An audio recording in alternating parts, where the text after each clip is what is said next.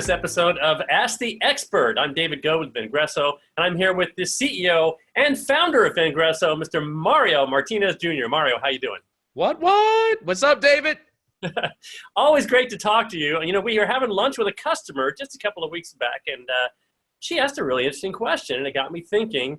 I thought I would dive just a little bit deeper into the subject matter, and it's all about how remote collaboration affects culture within a sales team, specifically a virtual sales team. I thought, you know what, we're probably the best example here at Vengreso because you created a 100% virtualized company, didn't you?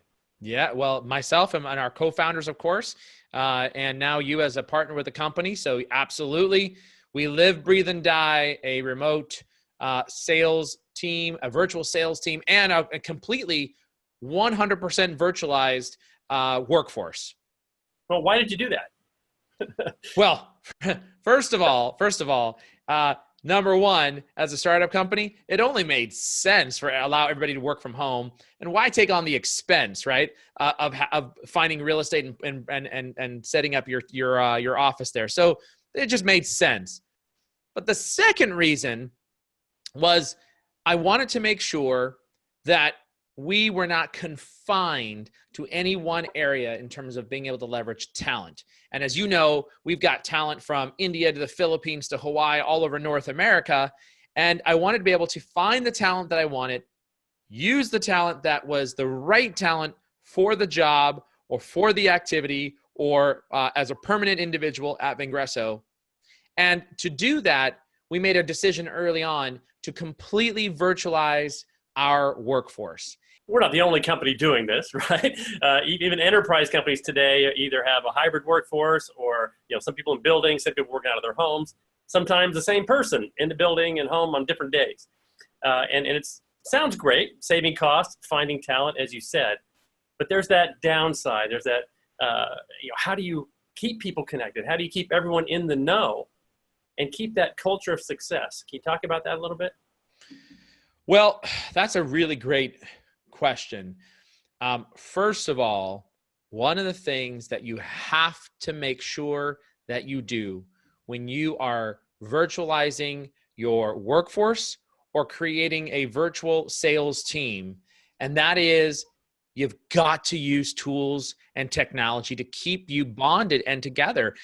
We use Zoom, Zoom.us. It is single-handedly the best tool that we have ever used that allows us to really collaborate with each other and see each other face to face, just like this. I can see you, I can see your body language, I can see your eye contact. In fact, we were recently on a call, our leadership call, and we were talking about a topic that something wasn't settling with me. And our other leaders, one of them said, I can see that you're visibly not attached to this strategy, right? Like, what's going on? And that's the same exact thing that you want to bring into your virtual workforce environment, into this remote sales workforce, is turning on the ability to leverage video. And video has to be the core centric culture that you're driving within the organization, because without that, you lose continuity in terms of being able to see people's expressions, their emotions, the challenges. And you and I, look, we meet each other. You come over to my house now and we give each other hugs because we feel like we're BFFs because we've been talking to each other through video. So video is really central to building the right type of culture within an organization, and more specifically, a sales culture as well. Now that's internal. Let's talk about external and feeling connected with your customers. So how does this virtualization affecting the sales enterprise in that respect? Well, first of all, I think we've seen a fundamental shift that's happened in the world of sales, where we used to drive, get out, meet your customer, shake their hand, face to face. Now what we really care about is are you having appointments? But here's the kicker. There are many salespeople who get on a call and book a call with a customer or a meeting with a customer, and they send them the audio bridge. The audio bridge. Ladies and gentlemen, we've moved so far past traditional landline audio connections that we have got to just stop for a second and think, what does today's modern buyer want What are the cardinal attributes of these buyers?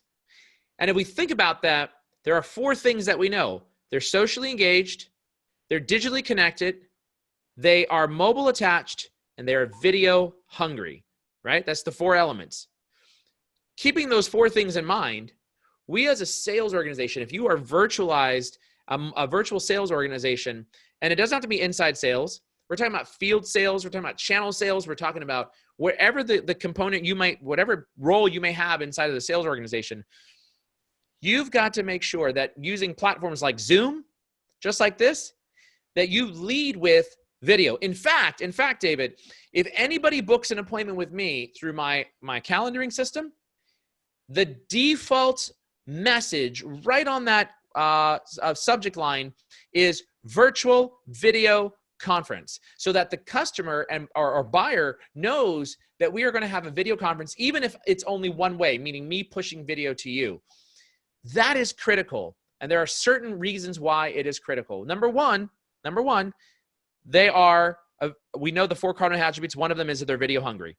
So that is very important, that you relate to your buyer by being able to see your emotion, your passion, modulation, facial expressions, gestures, those types of things. Number 2, there is proven scientific facts, studies that showcase that by looking at my facial expressions, looking through my eyes, hearing the voice and matching to the face, that there is that is a trust building exercise. Absolutely. It's a shortcut to trust, right? It's a shortcut to trust. And so what many reps make the mistake of, including customer success managers, make the mistake is that they get on a conference call and they do not turn on their video. And in fact, more times than not, most sales reps send me an audio bridge when I'm going to be doing a call and when I'm in a position of buying. They send me an audio bridge to do a meeting, or they send me a link from Zoom as an example, but they don't have their video turned on. It's crazy to think about in this day and age that you are not going to be using video. Now, there are some challenges that people think about. For example, we hear all the time, I'm too this, I'm too that. What are those, this and that? I'm too ugly, I'm too fat, I have a zit, I'm losing my hair. From the gym. I just got home from the gym. Whatever the case might be. Look, you may feel any of those things that you may feel. Look, I'm losing my hair. It's receding hairline, okay? It's a receding hairline. So my hair used to come up over here, by the way, just so everybody knows. It's about an inch and a half away where it used to come. But here's the thing. When I show up to a live networking event, I don't walk in with a bag over my head because I have a zit on my face, or because I think I'm too fat, or because I think I'm losing my hair, or because I think I'm ugly or I'm insecure. No, I never do that.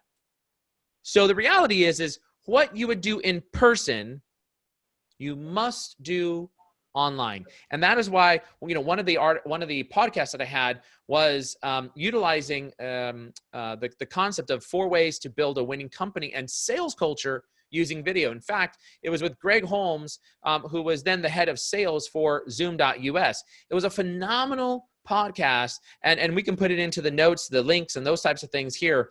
But we talked a lot about how to build a proper sales culture with the mindset of using video. And if you're not if you're not using video to communicate, then you're not building trust. And I'm glad you brought up that the interview with Greg Holmes. That's excellent. I will include that in the description afterwards. And you said that people are video hungry. And so you're saying they're hungry because they want trust, they want it faster. They not only want to hear that you're excited and passionate, they want to see it, which I can see with you right now. It's good to see you're excited about this. And I do. I love the culture here at Vengreso, and part of it is what we're doing right now, man. Just connecting with each other and always turning the camera on. So thank you so much to Mario Martinez, Jr., CEO and founder of Vengreso, to be on Ask the Expert today. Thanks, Mario. You bet.